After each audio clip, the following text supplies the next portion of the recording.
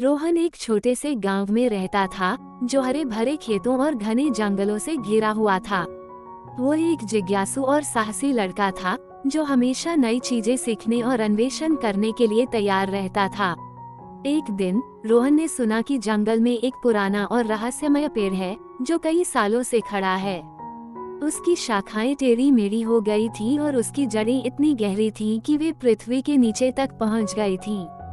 रोहन को उस पेड़ के बारे में जानने की उत्सुकता हुई और उसने तय किया कि वो उसे ढूंढने जाएगा। वह जंगल में गया और कई घंटों तक पेड़ की तलाश में घूमता रहा। अंत में जब सूरज डूबने वाला था, रोहन ने उस पेड़ को देखा। वह बहुत बड़ा और पुराना था और उसकी शाखाएं इतनी टेढ़ी मेढ़ी थीं कि वे एक जाल की तरह दिख रही थीं। रोहन ने पेड़ के पास जाकर उसकी जड़ों को छुआ।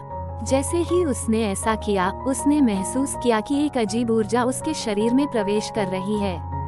वह ऊर्जा इतनी तेज थी कि रोहन को लगा कि वह उड़ रहा है। जब रोहन ने अपनी आंखें खोली, तो उसने देखा कि वह एक नए और अनजाने दुनिया में है।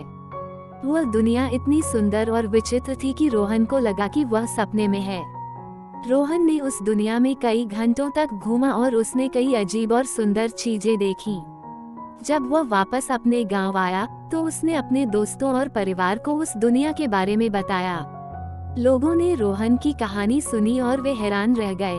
वे नहीं जानते थे कि रोहन ने सच में उस दुनिया को देखा था या नहीं, लेकिन वे जानते थे कि रोहन एक साहसी और जिज्ञासु लड़का था।